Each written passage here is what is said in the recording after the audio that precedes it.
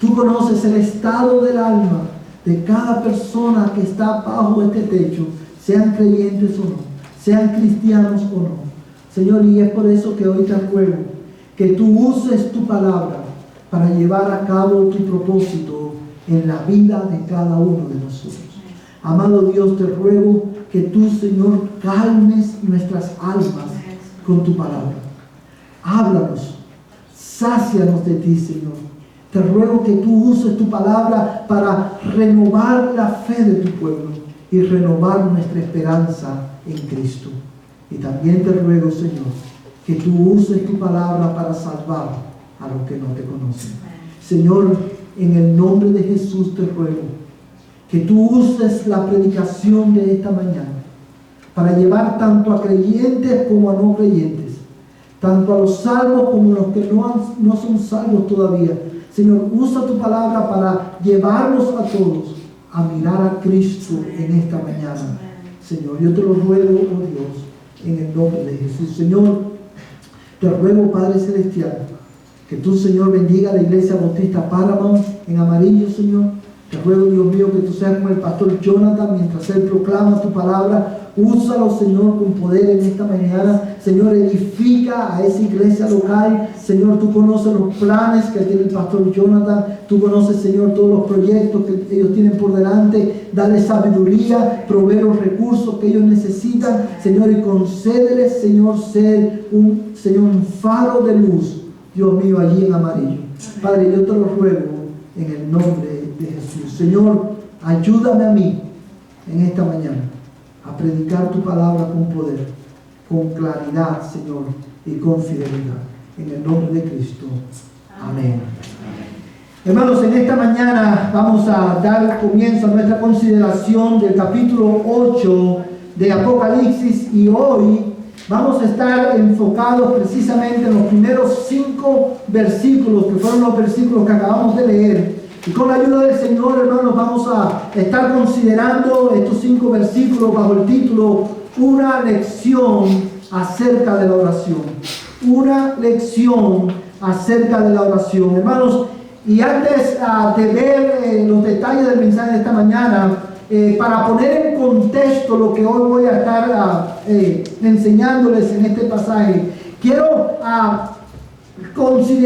quiero recordarles, hermano, a cada uno de ustedes, a manera de introducción, el contexto en el que se encuentra el capítulo 8, específicamente estos 5 versículos, para que así podamos tener una mejor comprensión del mensaje de estos 5 versículos, y no solamente de estos 5 versículos, sino también del lugar que ocupa el capítulo 8 dentro del libro de Apocalipsis. Hermanos, lo que hemos seguido de esta serie de estudios, sabemos, hermanos, que hemos estado considerando el capítulo 6. El capítulo 6 de Apocalipsis habla fundamentalmente de la apertura de los sellos que se encontraban en el rollo, sellos que solamente Cristo es digno de abrir. Y hemos aprendido, hermanos, de lo que significan estos sellos que han sido abiertos, y cada uno de estos sellos, hermanos, al ser abiertos, como consecuencia de ello, juicios de Dios tomaban lugar de este lado de la creación. Y Dios le estaba anunciando a su pueblo a través de Juan que juicios iban a venir de parte de Dios al mundo.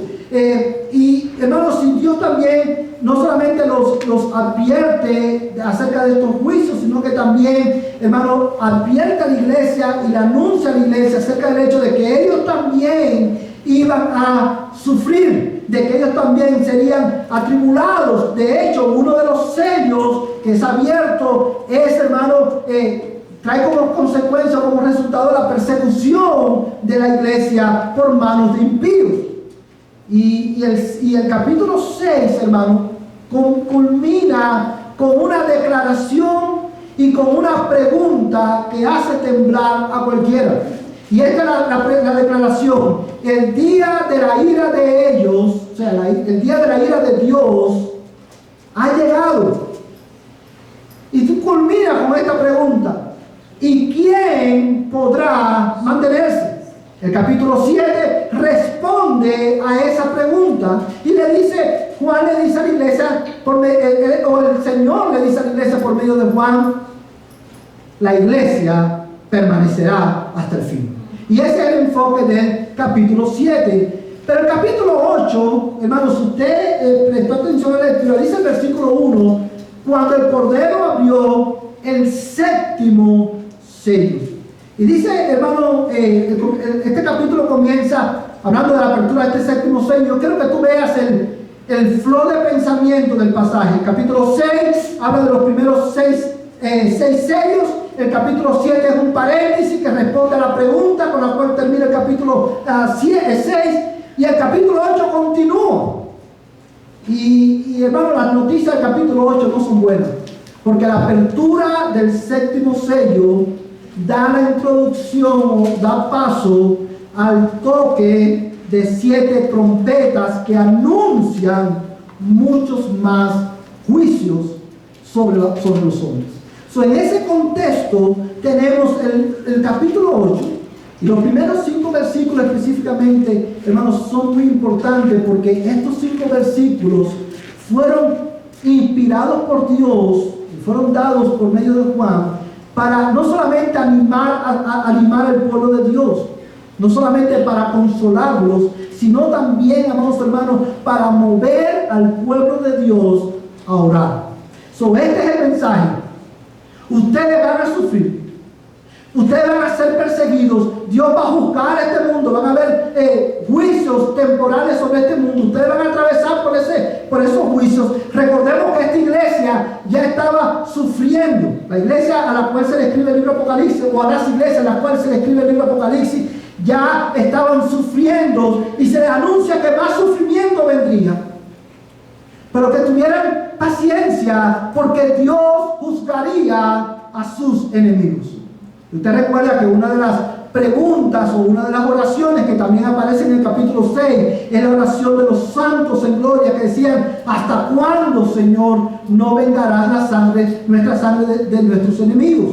Ahora, en el capítulo 8, Dios anima al pueblo de Dios recordándole: yo voy a juzgar a sus enemigos, yo voy a tomar venganza. Pero también Dios anima a su pueblo a continuar orando. Y dice el versículo 1: cuando el Cordero abrió el séptimo sello, hubo silencio en el cielo como por media hora. Hermanos, este es un detalle que no es un detalle simple, no es un detalle, hermano, casual en el texto. Este silencio que Juan describe, fíjate que quiero que notes que él lo describe con tanta exactitud, que dice: hubo silencio en el cielo como por media hora. Cuando Cristo abre el séptimo sello, como resultado, hermano, dice que hubo un gran silencio. ¿Qué significa eso y por qué es relevante para nosotros? Bueno, para nosotros poder entender ¿qué significa este silencio y por qué es relevante para nosotros? Tenemos que ver cómo la Escritura usa la misma expresión en otros pasajes de la Escritura.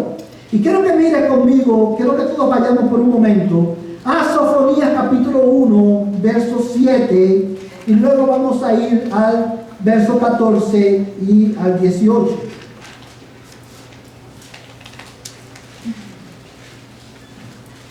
Libro del profeta Sofonías.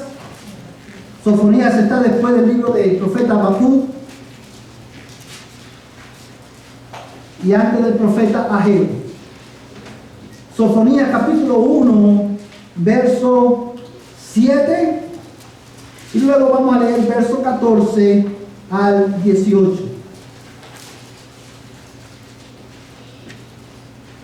Amén. Mire lo que dice el texto de la Escritura, hermano. Sofonías capítulo 1, verso 7, dice: calla delante del Señor Dios, porque el día del Señor está cerca, porque el Señor ha preparado un sacrificio, ha congregado a sus invitados. Y vamos a leer, hermano, el verso 14 al 18, dice: cercano está el gran día del Señor, cercano y muy próximo. El clamor del día del Señor es amargo. Allí gritará el guerrero. Día de ira aquel día.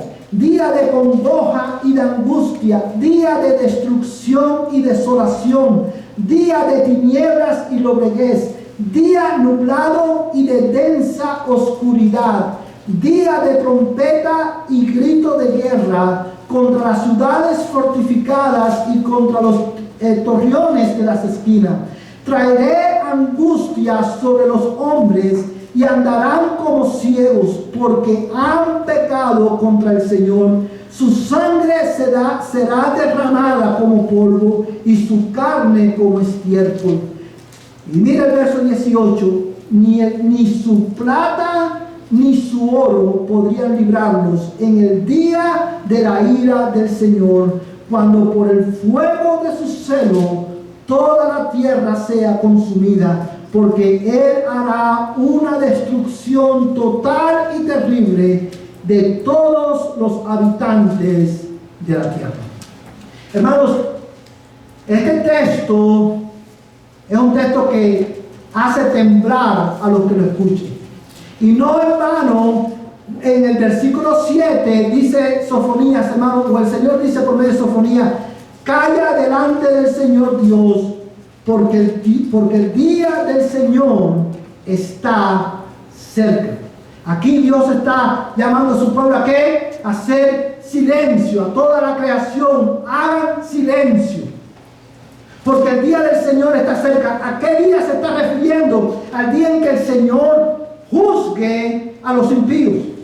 Hermanos, cuando Dios pronunció esta profecía a través del profeta Sofonías, esta profecía tuvo un cumplimiento inmediato en el contexto histórico de Israel, pero esta profecía tiene un cumplimiento futuro que está todavía por cumplirse. Se cumplirá el día en que Cristo regrese a buscar a la iglesia y a juzgar el mundo. Pero ese día, para aquellos que están sin Cristo, es un día que dice la Biblia, hermano, que es, dice en el verso 14, dice: el clamor del día del Señor es como amargo. Allí gritará el guerrero. La expresión gritará el guerrero, hermano, no es una expresión de terror. Allí gritará el guerrero. Y mira cómo dice, hermano, el verso 15: día de ira aquel día de congoja, día de angustia, día de destrucción y desolación, día de tinieblas y lobreguez. Y dice la Biblia, el verso 15: día nublado y de densa oscuridad. Y el texto sigue, no lo vas a leer porque ya lo leímos, pero el verso 18 dice de esta manera: ni la plata ni su oro podrá librarte de ese día. Ni la plata ni el oro podrán librarlos en el día de la ira del Señor.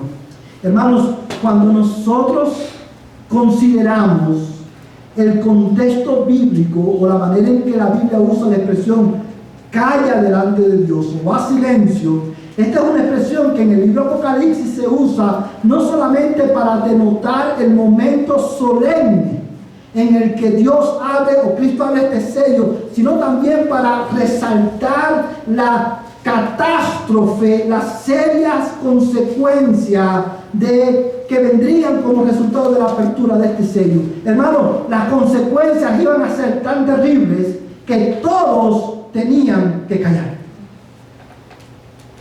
Quedaría la creación entera, quedaría muda ante la manifestación de la ira de Dios sobre todos aquellos que son enemigos de Dios.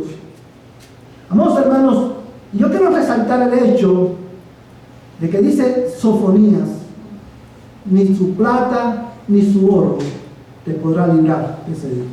Amigo que estás aquí en esta mañana, el día del Señor está cercano, está próximo, y será un día de angustia. Un día de angustia para todos aquellos que están sin Cristo. Un día de angustia y amargura sin descripción para todos aquellos que están separados de Dios por su pecado. Y ese día es inevitable. Y no hay nada que te pueda librar de ese día. Toda tu plata, todo tu oro, todos tus recursos serán en vano ese día. Todos tus títulos, que serán nada ese día. Tú y yo, todos aquellos que están sin Cristo en esta mañana, están bajo justa condenación y este día está cercano. Lo cual te deja en esta mañana sin esperanza, en el sentido de que tú no te puedes salvar a ti mismo. Tú no puedes evitar este día. Pero la buena noticia para ti hoy es que aunque tú en tu estado natural, en tu estado presente, tú no tienes esperanza, porque no hay nada ni nadie que te pueda librar de ese día, la buena noticia es que en Cristo hay salvación. ¿Y sabe por qué lo sabemos, hermano? Porque el mismo texto nos dará el hint, como dice un americano. Dice que ese día será un día de tiniebla y de gran oscuridad. ¿Tú sabes por qué dice la Biblia que será un día de tiniebla y de gran oscuridad? Porque las tinieblas en la Biblia, hermano, son un símbolo del juicio de Dios sobre la humanidad. ¿Usted recuerda cuando Cristo murió en la cruz del Calvario? ¿Qué fue lo que pasó? Dice que tinieblas cubrieron la tierra, como una evidencia de que en ese momento Dios el Padre estaba juzgando a Cristo su Hijo por tu pecado y por mi pecado. Y Cristo fue juzgado, Cristo fue condenado, Él murió bajo la ira de Dios, fue enterrado y resucitó al tercer día para que todo aquel que cree en Él no se pierda, mas tenga vida eterna. Mi amigo, hoy es el día de salvación para ti, hoy hay esperanza para ti y esa esperanza está en Cristo. Ven a Cristo, porque este día está cercano. ¿Y quién te podrá librar? Ni tu plata, ni tu oro, ni tus títulos, ni tus recursos, solamente Jesucristo. Amén. Ven a Él en esta mañana. No rechaces al que habla. Amén. Como si Dios rogase por medio de mí, yo te ruego, arrepiéntete de tu pecado, cree en Jesucristo, confía en Él solamente para tu salvación y tus pecados serán perdonados. Amén. Pero hasta que ese día glorioso llegue, los incrédulos deben arrepentirse y la iglesia debe orar. La iglesia debe orar. Dice, vamos a regresar a Apocalipsis, hermano. Dice Apocalipsis capítulo 8, hermano, verso 1, cuando el Cordero abrió el séptimo sello, hubo silencio en el cielo como por media hora. Y vi a los 7 ángeles que están de pie delante de Dios y se le dieron 7 trompetas. Recuerda, las trompetas son anuncios de juicios que van a venir. Y si se le dieron 7 trompetas, y otro ángel vino y se paró ante el altar con un incienso de oro y se le dio mucho incienso para que lo añadiera a las oraciones de todos los santos sobre el altar de oro que estaba delante del trono. Y de la mano del ángel subió ante Dios el humo del incienso con las oraciones de los santos. Y el ángel tomó el incensario, lo llenó con el fuego del altar y lo arrojó a la tierra. Y hubo truenos, ruidos, relámpagos y un terremoto. Vamos a hacer una pausa aquí por un momento, hermanos. El versículo 2, 3 y 4 hacen como un paréntesis en medio de este relato bíblico para resaltar, hermano, o mencionar las oraciones de los santos. ¿Quiénes son? ¿Qué son las oraciones de los santos? Bueno, está hablando aquí no de las oraciones de San Pedro o de San Margarita, está hablando aquí de la oración de los creyentes. Y los primeros 5 versículos, hermanos, de Apocalipsis capítulo 8, tienen mucho que enseñarnos acerca de la oración, de la manera en que los creyentes deben orar hasta el día en que Cristo venga por nosotros. Y, hermano, la razón por la cual debemos orar. Acerca de la oración, ¿qué aprendemos en este pasaje? Bueno, hermano, lo primero que yo quiero que tú consideres conmigo es la relevancia de la oración. ¿Cuán relevante es la oración en la vida de los creyentes? ¿Por qué debemos orar? Si usted lleva tiempo en la iglesia, usted ha escuchado en más de una ocasión, y de hecho, a través del libro de Daniel y a través del libro Apocalipsis, hemos aprendido una y otra vez que Dios es, ¿qué cosa? Soberano. ¿Qué significa que Dios es soberano? Que Dios, en palabras simples, que Dios hace lo que Él quiere, como Él quiere y cuando Él quiere, y Él usa los medios que quiere para, hermano, llevar a cabo sus propósitos en la creación y en su pueblo. Esta verdad acerca de Dios es una verdad que es consoladora para la iglesia, porque nosotros encontramos consuelo en el hecho de saber que nuestra vida no está a merced de la casualidad o de la suerte, sino que nuestras vidas han sido ordenadas por el sabio conocimiento de Dios. Y Dios con su soberanía ordena nuestras vidas. Porque Dios es soberano. Dios no puede ser manipulado.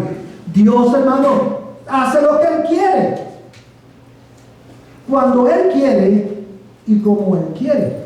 De hecho, hermanos, en el libro de Job, si usted lee el libro de Job, usted se va a dar cuenta que Job, hermano, hablando de Dios, hace una pregunta que resalta la soberanía de Dios y dice, ¿quién cuestionará a Dios y le dirá a Dios, ¿qué haces?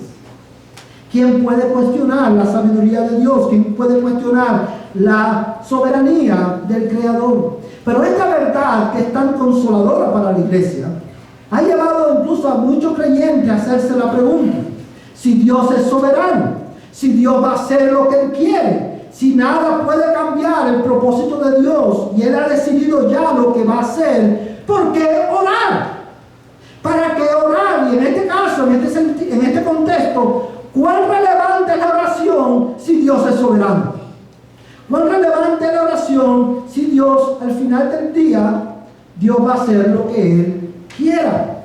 Bueno, vamos, hermanos, a través del libro Apocalipsis, específicamente en estos 5 versículos, nosotros aprendemos que la oración en la vida del creyente es muy relevante, porque este Dios soberano que se ha revelado en su palabra a su pueblo ha decidido llevar a cabo sus propósitos en el mundo a través de la oración de los santos, a través de la oración de su pueblo. En otras palabras, hermanos, Dios ha decidido, por ejemplo, juzgar el mundo. Dios ha decidido juzgar a los impíos, pero Dios también ha decidido hacerlo como respuesta a la oración de su pueblo.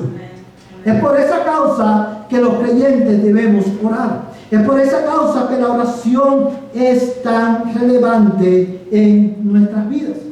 Amados hermanos, cuando nosotros leemos una vez más, no quiero volver a repetir el contexto del capítulo 8, pero recuerda que estos hermanos estaban como sufriendo.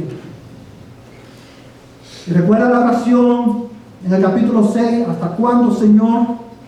El capítulo 8, los primeros 5 versículos responden a esa pregunta o a esa oración. ¿Hasta cuándo, Señor? Dice la Biblia que el humo del incienso subió delante de Dios, y como consecuencia este ángel dice que puso fuego del altar, y dice la Biblia que lo arrojó a la tierra, y como consecuencia, dice la Biblia, hubieron terremotos, relámpagos y ruidos y truenos. Cuando la iglesia ora, cosas pasan, porque Dios ha determinado en su soberanía hacer su voluntad, cumplir su propósito a través de las oraciones de su pueblo. Amados hermanos, cuando nosotros leemos, yo quiero enfatizar esto debido también a los recientes eventos que han ocurrido en el mundo.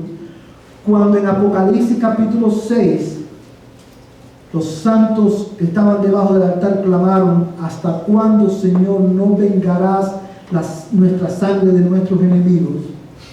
Esta era una oración imprecatoria. No sé cuántos ustedes saben, pero una oración imprecatoria, son el tipo de oraciones que hoy no se hacen mucho en las iglesias de hoy. La razón por la cual no se hace mucho este tipo de oración en las iglesias de hoy es porque nuestras oraciones giran más alrededor de nosotros que alrededor del reino de Dios. Las oraciones imprecatorias son esas oraciones en las cuales se le pide a Dios que Él juzgue a sus enemigos, que Él traiga juicio aquí y ahora a todos aquellos que le hacen la guerra al pueblo de Dios. Usted recordará, hermano, que el salmo con el cual se abrió el servicio el día de hoy, ese salmo es una oración imprecatoria. Amados hermanos, la iglesia, cuando usted considera esto, usted dice, bueno, la iglesia debe orar oraciones imprecatorias. Cristo, evidentemente, hermano, cuando usted lee el salmo que leímos al principio, las oraciones imprecatorias en los salmos son tremendas. El salmista en ocasiones decía, ¿quién? Bienaventurados aquellos que cojan tus hijos, oh Babilonia, y los estrellen contra la peña. Si usted va a hacer esa oración en este contexto, usando palabras contemporáneas, usted diría, bienaventurados, benditos son aquellos que agarran los hijos de los enemigos del pueblo de Dios y los queman vivos. Ese tipo de oración era la que el salmista hacía. Y obviamente nosotros hoy no hacemos ese tipo de oración. Sin embargo, Cristo nos manda y nos enseña a hacer oraciones imprecatorias también. Y usted dirá, ¿dónde, pastor? Bueno, quiero enseñarle en la Biblia. Mateo capítulo 6, verso 9. Vamos a ir en la Biblia, hermano, a Mateo capítulo 6, verso 9.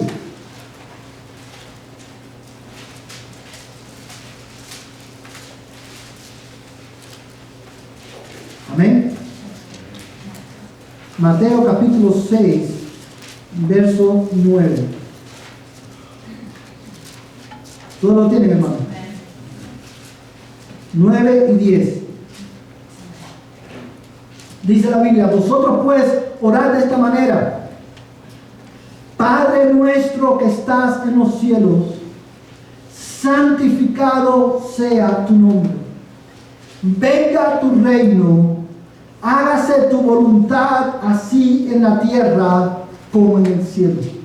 Hermanos, ¿qué es lo que nos instruye Cristo a orar? Muchas veces, hermanos, nosotros leemos este pasaje, incluso oramos, Señor, venga tu reino a Dalhart, venga tu reino a Estados Unidos, venga tu reino al mundo. Y muchas veces no entendemos lo que estamos pidiendo. Cuando la iglesia ora, venga tu reino, lo que estamos diciendo es, Señor, lleva a cabo tu propósito redentor en Dalhart, en el mundo, a través de actos de liberación, salvando a personas, y a través de actos de condenación, juzgando y castigando la impiedad de los hombres en Dalhart y en Estados Unidos y en el mundo entero. Eso es lo que significa cuando nosotros oramos, venga tu reino. Venga tu reino es una oración, es un clamor imprecatorio que está enfocado en la gloria de Dios sobre todas las cosas. Amados hermanos, y es por eso que la oración es tan relevante. Una vez más, Dios lleva a cabo sus propósitos redentores del mundo a través de actos de liberación, de salvación, y a través de actos de juicio en respuesta a la oración de su pueblo, porque Dios ha decidido glorificar su nombre en el mundo a través de la vida y las oraciones de la iglesia. Amén. Nosotros somos el pueblo de Dios. Vamos a regresar a Apocalipsis. Vamos a ver otro ejemplo, hermanos, de este tipo de oración y de su relevancia en el propósito redentor de Dios. Mira Apocalipsis conmigo. Apocalipsis capítulo 22, verso 17. Apocalipsis capítulo 22, verso 17. Amén.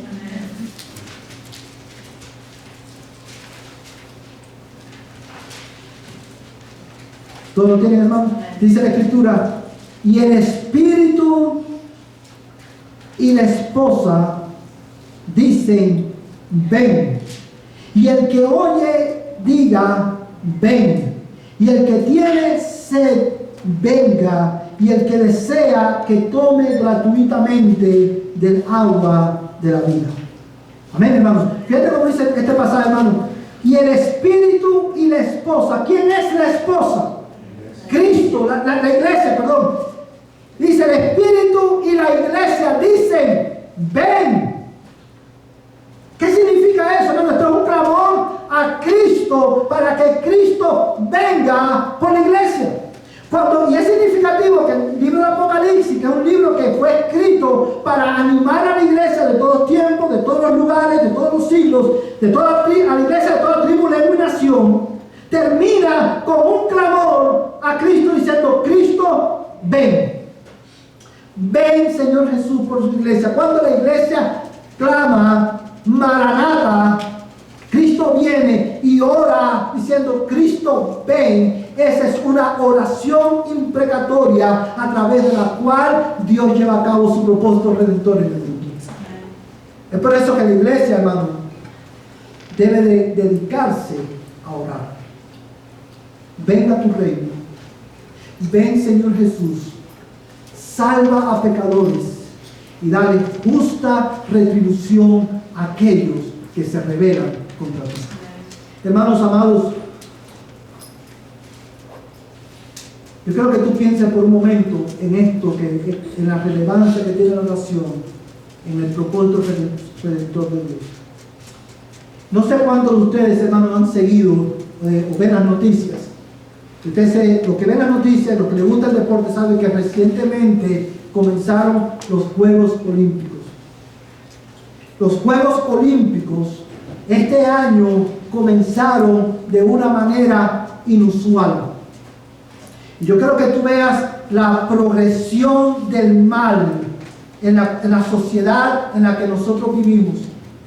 Generalmente todos estos Juegos Olímpicos, y cada vez que, hermano, especialmente cuando también viene el Super Bowl, todas estas ceremonias que hacen para comenzar el Super Bowl y los Juegos Olímpicos, cada vez estas ceremonias cada vez son más depravadas.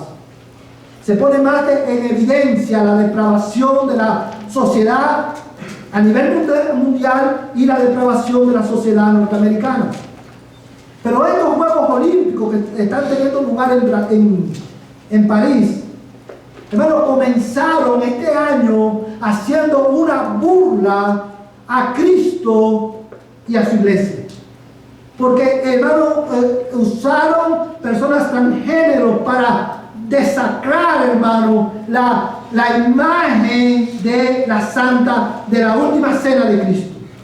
Si usted ve las noticias, según usted la ha visto, usted va a ver esta cantidad de transgéneros, hermano, dramatizando la última cena de Cristo como una burla a Cristo y a su reino.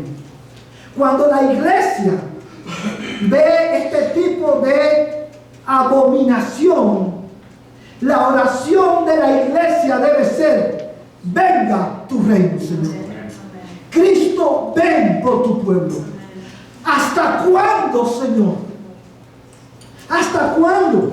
Hermano, Dios en su soberanía juzgará y castigará el pecado y la blasfemia de hombres y mujeres como esos que atacan abiertamente a Cristo, se rebelan abiertamente a Cristo. Dice la Biblia, hermano, que Dios se ríe de ellos en el cielo, porque Él le ha dado su reino a su Hijo. Pero Dios va a traer juicio y Dios va a juzgar temporalmente y eternamente a todos los impíos en respuesta también a la oración de la iglesia. Hermanos, y quiero que tú tomes consuelo en esta verdad. Este principio es verdad no solamente a nivel global, es verdad también a nivel individual en cada uno de los creyentes que pertenecen al pueblo de Dios. Dios lleva a cabo su propósito en tu vida a través de tus oraciones. Cuando tú oras, cosas pasan. Cuando tú oras, Dios obra en tu vida y en tus circunstancias. Y esto lo sabemos del hecho de que, por ejemplo, la Biblia dice que Dios sabe de qué cosa tú tienes necesidad. ¿Sí o no? Dios sabe de qué cosa tú tienes necesidad. Dice: los gentiles buscan estas cosas de las cuales nuestro Padre sabe que tenéis necesidad. Dios sabe que tienes necesidad de pan. Dios sabe que tienes necesidad de ropa. Dios sabe que tienes necesidad de un trabajo o de una casa. Hermano, Dios lo conoce todo. Dios conoce tu necesidad buen padre, ha decidido satisfacer esta necesidad, pero también Él ha dicho, nos enseñó a orar, el pan nuestro de cada día, danos hoy. Porque Dios ha decidido proveer para tus necesidades en respuesta a tus oraciones. Cuando tú estés enfermo, Dios puede que en su voluntad esté el sanarte. Pero Dios te va a sanar a través, en respuesta a las oraciones tuyas y de tus hermanos que oran por ti. Oh hermanos, la iglesia de hoy ha perdido de vista cuán relevante es la oración en nuestras vidas. Y eso usted lo ven, que los cultos de oraciones son los cultos menos asistidos en la iglesia contemporánea. Nadie quiere orar porque la iglesia ha perdido de vista que es por medio de la oración que Dios también lleva a cabo su propósito, no solamente en el mundo, sino también en nuestras vidas. Amados hermanos, quiero decirle, en Cuba, por muchos años, yo recuerdo, hermano, cuando yo era bien jovencito, iba a la iglesia, el Señor me salvó cuando tenía alrededor de 12 años, yo empecé a ir a la iglesia cuando tenía como 10, 11 años, y yo recuerdo como si fuera ahora que en mi iglesia en Cuba, a los cultos de oración, nosotros teníamos servicio los domingos, en la mañana y en la noche, y el lunes teníamos el servicio de oración. El domingo estaba lleno. El lunes solamente habían, como decimos en buen cubano, 4 vatos. Allí no había nadie. Generalmente los únicos que iban al culto de oración eran los ancianitos de la iglesia. Y había una hermana que tocaba el piano, que tocaba la lírica, la música de una canción, de la canción equivocada, porque estaba tan viejita que ya no coordinaba bien. Y habían 2 o 3, los diáconos de la iglesia, y 2 o 3 ancianitos, y quizás 1 o 2 jóvenes. Hasta el día que la cosa se puso mal en Cuba, de verdad, y todo el mundo, la iglesia empezó a orar porque entendió que el sustento de la familia no venía de tu esfuerzo, sino que viene de Dios que da todas las cosas. Y cuando el gobierno falló en darle lo que darle a Cuba, lo que el cubano necesitaba, la iglesia se empezó a buscar a Dios, y llegó el punto que el culto de oración era el más asistido. Yo recuerdo, hermano, que hubieron una temporada que todos los lunes en mi iglesia se rompían ídolos de personas que venían creyendo, hermano, confesando sus pecados, y traían sus ídolos y los rompían delante de la iglesia como un testimonio de que ahora ellos seguían a Cristo. Y ese avivamiento surgió en el contexto de la oración de la iglesia. Si nosotros solamente pudiéramos entender cuán importante es la oración, cuán relevante es, nosotros oraríamos más. Porque una vez más, no solamente a nivel global, a nivel individual, Dios lleva a cabo su propósito a través de la oración de la iglesia. ¿Cómo tú estás orando? ¿Cómo tú estás orando? ¿Cuán relevante es la oración en tu vida? Ahora, lo segundo que quiero considerar con ustedes en esta mañana es la efectividad de la oración. Ya vimos la relevancia, ¿por qué es tan relevante? Ahora quiero considerar con ustedes la efectividad de la oración. ¿Cuán efectiva es la oración? Y quiero, hermano, llamar la atención de ustedes a Apocalipsis capítulo 8, y vamos a leer por un momento el versículo 5. Dice: y el ángel tomó el incensario y lo llenó con el fuego del altar y lo arrojó a la tierra, y hubo truenos, ruidos, relámpagos y un terremoto. Hermanos, el versículo 5 describe para nosotros el efecto de las oraciones. En este caso, el efecto de las oraciones de los santos, de la iglesia. Hermanos, lo que tenemos en el versículo 5 es la descripción de la acción de Dios a través de los ángeles, hermanos, que son mencionados en este versículo como respuesta a la oración de su pueblo. Como hemos dicho desde el principio, cuando la iglesia ora, Dios escucha, Dios responde y cosas pasan. Ahora, cuando nosotros consideramos la efectividad de la oración, cuán efectiva es la oración y en qué depende la efectividad de la oración, yo quiero, hermano, considerar con ustedes o traer a la mente de ustedes dos expresiones que son muy comunes en el tiempo de hoy, pero que no son bíblicas cuando hablamos de la efectividad de la oración. Usted va a escuchar muchos cristianos que con mucha buena intención muchas veces dicen: yo creo en el poder de la oración. Bueno, generalmente lo he escuchado más en incrédulos. Yo creo en el poder de la oración. Y otros dicen: la oración es poderosa. Quiero decirte, hermano, que aunque estas dos expresiones suenan muy piadosas, ninguna de las dos tiene fundamento bíblico. Y te voy a decir por qué. Y te lo voy a demostrar en este texto de la Escritura. La oración, hermano, no tiene poder.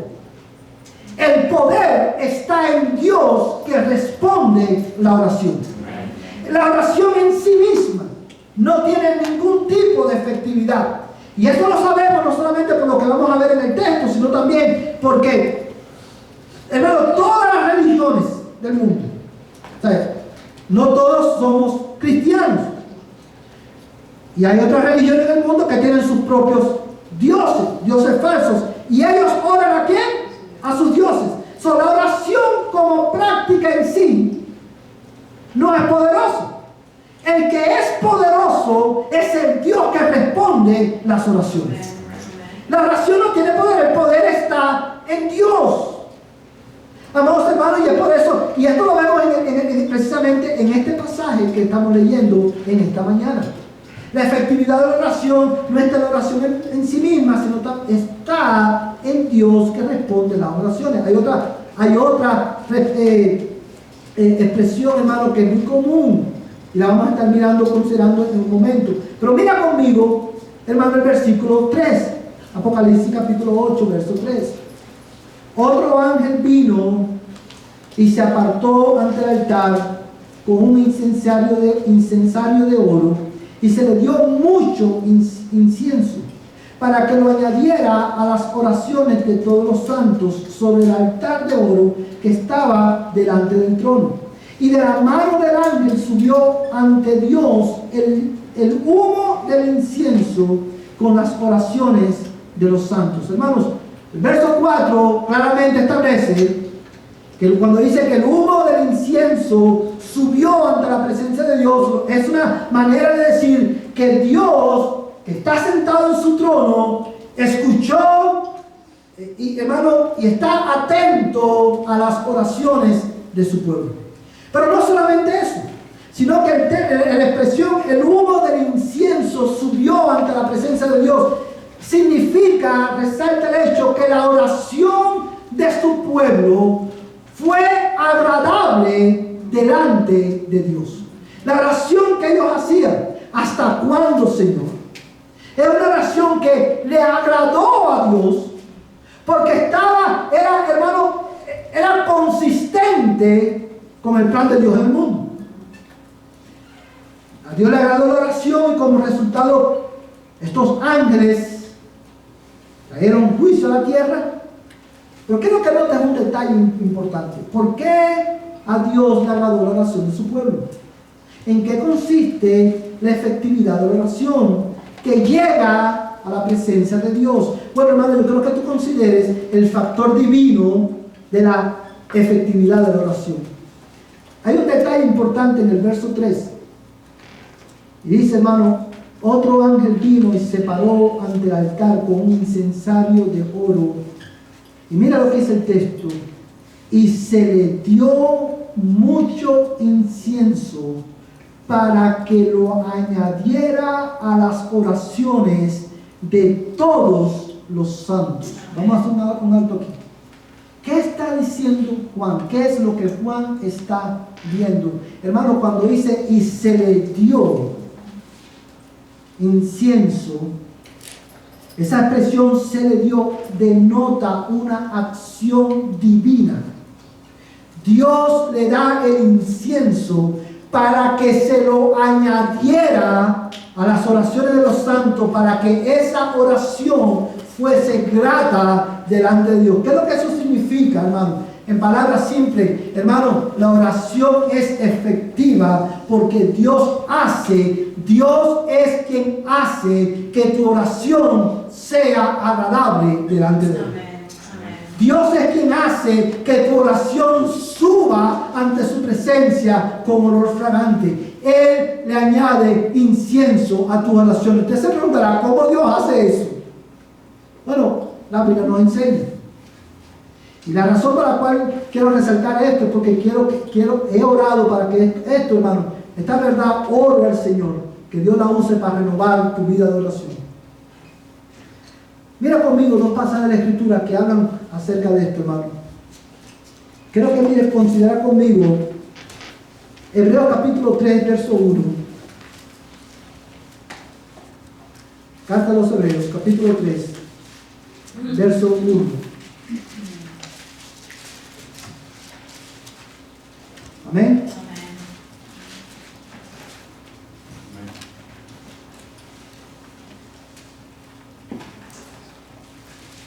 Vamos a leer desde el verso 1 hasta el verso 6. ¿Todo lo tienen?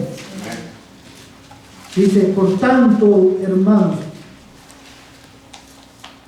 Vamos a hacer algo. Vamos a leer el contexto, porque cada vez que hay un por tanto, ese por tanto te conecta con el versículo anterior. Vamos a leer, hermanos, para tener contexto, Hebreos capítulo 2,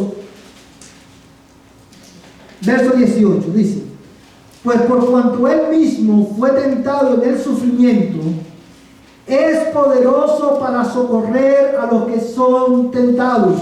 Por tanto, hermanos santos, participantes del llamamiento celestial, considerad a Jesús, el apóstol y sumo sacerdote de nuestra fe, el cual fue fiel al que le designó, como también lo fue Moisés, en toda la casa de Dios, porque él ha sido considerado digno de más gloria que Moisés, así como el constructor de la casa tiene más honra que la casa.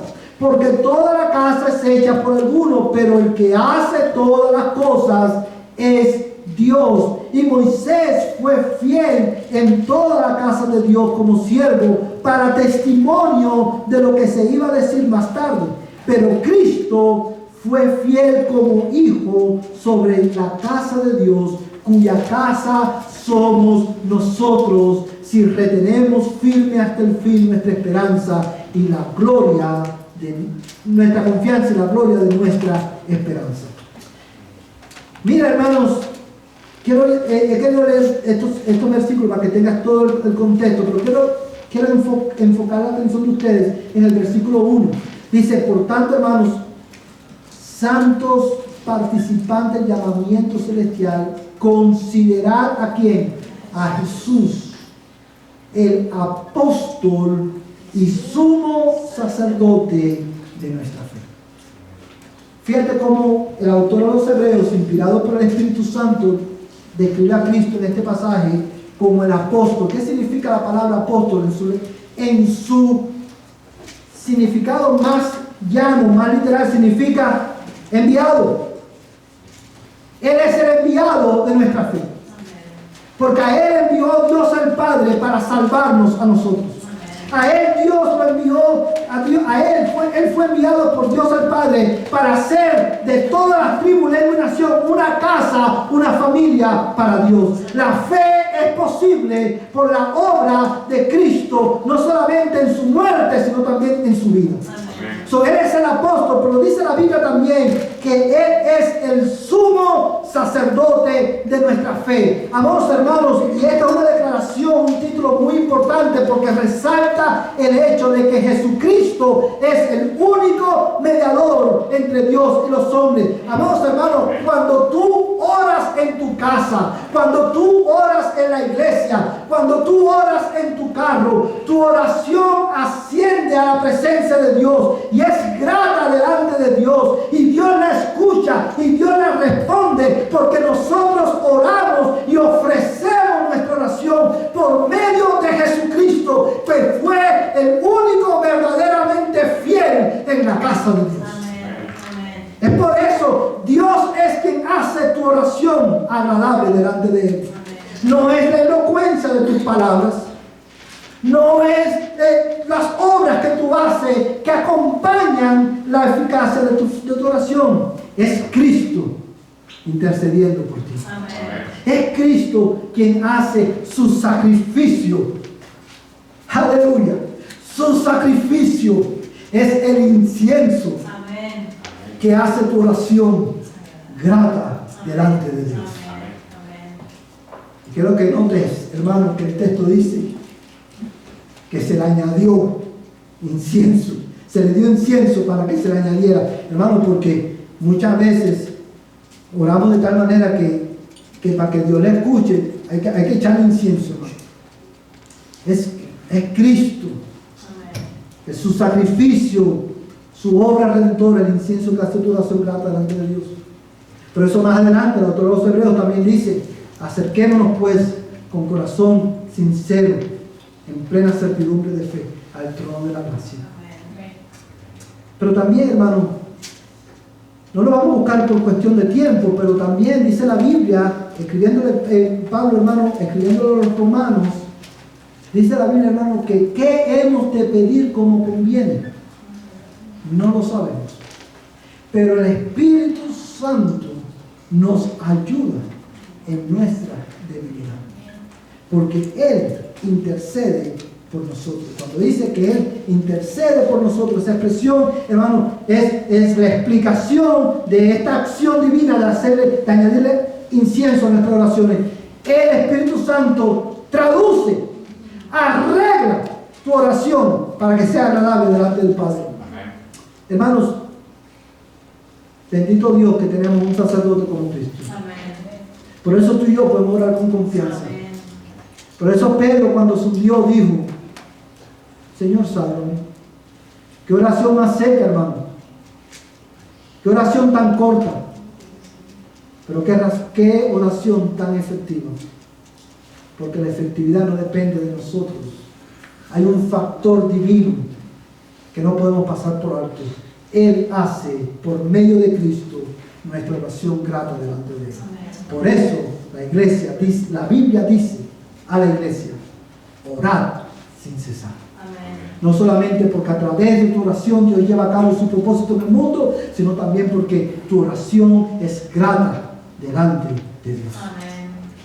Pero también en la efectividad de la oración hay un elemento humano. Yo quiero que tú regreses a Apocalipsis. Quiero terminar con este pasaje de la Escritura, Apocalipsis capítulo 8, y quiero que prestes atención, hermano y amigo que está aquí en esta mañana, a lo que dice, hermano, el verso 4. Nuevamente, vamos a leer el verso 3 y verso 4. Dice el verso 3: y otro ángel vino y se paró ante el altar con el incenciario de oro, y se le dio mucho incienso para que lo añadiera a las oraciones de todos los santos sobre el altar de oro que estaban delante del trono. Y de la mano del ángel subió ante Dios el humo del incienso con las oraciones ¿de quién? De los santos. Hermanos, y esta descripción de la iglesia es muy importante, porque dice que el humo del incienso que llegó a la presencia de Dios fue el humo de las oraciones ¿de quién? De los santos. ¿Quiénes son los santos? Una vez más, ya usted lo sabe, los santos somos la iglesia. Amados hermanos, ¿cuál es la enseñanza? ¿Cuál es la implicación de esa verdad? Hermanos, nuestras oraciones son efectivas, no solamente porque Cristo las hace agradables delante de Dios, sino, hermanos, porque Dios nos escucha, porque nuestras vidas han sido unidas a Cristo por la fe. La Biblia claramente enseña que Dios no escucha a pecadores. Toda aquella oración, la única, como hemos dicho muchas veces en nuestra iglesia, la única oración del pecador, de un pecador que Dios escucha, ¿cuál es? Sálvame, Señor. Sálvame, Señor. Porque para que Dios, tu oración sea grata delante de Él, tú tienes que estar, tu vida tiene que estar unida a Cristo, el verdadero santo, por medio de la fe. Dice que es la oración de, no dice pecadores, sino de los santos. Y esto resalta el privilegio que tú y yo tenemos como creyentes, hermanos, de ser llamados hijos de Dios y tener acceso a la presencia de Dios por medio de Jesucristo. Amados hermanos, tu oración es efectiva porque tu vida está unida a Cristo por la fe. Hermanos, quiero que tú leas conmigo Romanos capítulo 1, verso 7. Y con este texto termino. Romanos capítulo 1, verso 7. ¿Todo lo tiene, hermano? Dice la palabra de Dios: a todos los amados de Dios que están en Roma, llamados a ser, ¿qué cosa? Santos. Gracia a vosotros y paz de parte de Dios nuestro Padre y del Señor Jesucristo. Cuando tú lees he querido leer este versículo porque cuando tú lees la Biblia, tú te das cuenta, hermano, que la Biblia describe a la iglesia de Jesucristo como santos. ¿En qué sentido? Bueno, en que nosotros somos santos porque en Cristo hemos sido apartados del mundo para Dios. Ya no vivimos para el mundo, ahora vivimos para Dios por medio de Cristo. Posicionalmente, ahora somos santos. Esa es parte de ¿qué? De nuestra identidad. Y debido a que en Cristo hemos sido apartados para Dios, por esa razón Dios escucha nuestras oraciones. Pero también, porque Dios escucha la oración de los santos, eso implica que nosotros los que estamos unidos a Cristo tenemos que también, por la gracia de Dios en nuestra vida, vivir vidas que sean honorables y delante del Señor. Hermanos, nosotros tenemos que vivir, buscar por la gracia de Dios en nuestra vida, vivir vidas que honren al Señor en todas las cosas. Nosotros tenemos que vivir para la gloria de Dios, como santos de Dios, porque el pecado también estorba nuestra oración. ¿Usted se recuerda lo que el Señor le dijo a la iglesia por medio de Pedro, a los esposos? ¿Cuántos han leído la carta de Pedro, la primera carta? Él le dice a los esposos que debemos de tratar a las mujeres como a vaso más frágil, y él dice, para que vuestras oraciones no tengan estorbos. Cuando nosotros no reflejamos el carácter de Cristo en nuestras vidas, nuestras oraciones son estorbadas por nuestro pecado, porque Dios, a quien oramos, es santo. Amados hermanos, después de haber considerado en esta mañana la relevancia y la efectividad de la oración, ¿cómo tú y yo respondemos? Bueno, si tú estás aquí en esta mañana sin Cristo, yo quiero invitarte a que tú ores en esta mañana y que tu oración sea: Señor, ten misericordia de mí y sálvame. Porque el día del Señor está cercano, y ni el oro ni la plata te salvará. Solamente en Cristo hay salvación. Ven a Cristo en esta mañana. Y si tú eres creyente, quiero animarte a que a la luz de esta verdad, tú y yo oremos imprecatoriamente: Señor, ven a tu reino. Amén. Señor, ven por la iglesia. Señor, lleva a cabo tu propósito en nuestras vidas a través de nuestra oración. A la luz de esta verdad, tú y yo debemos dedicarnos a orar en nuestras casas y como iglesia. Tú y yo necesitamos anhelar el tiempo, el momento en que podemos venir delante de Dios en privado y como iglesia, a invocar el nombre de aquel que desde el trono, sentado en su trono, gobierna todas las cosas. Vamos a ponernos en pie y vamos a terminar en oración en esta mañana. Padre, te damos gracias, Señor, por tu palabra. Gracias, Señor, por la instrucción de la Escritura. Yo quiero rogarte, Dios, en el nombre de Jesucristo, que tu Espíritu Santo aplique tu palabra en nuestras vidas y que tú, Señor, nos enseñes a orar. Renueva nuestra necesidad de orar. Renueva nuestro entendimiento, Señor, acerca de la oración. Mueve, oh Dios eterno, por medio de tu Espíritu Santo, a tu iglesia, la primera iglesia bautista de Dallas, a orar. Yo te lo ruego, oh Dios, en el nombre de Jesús. Y te ruego, Señor, que escuche la oración de aquellos pecadores que están aquí hoy. Que, Señor, quizás han orado y están orando: Señor, sálvame. ten misericordia de ellos y guíalos a la fe y al arrepentimiento que es en Cristo Jesús.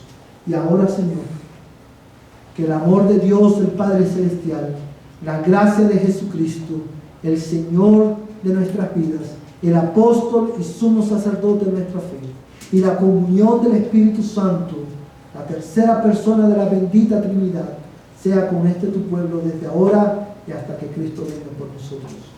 Amén y amén. Vayan en paz, hermanos, estamos despedidos.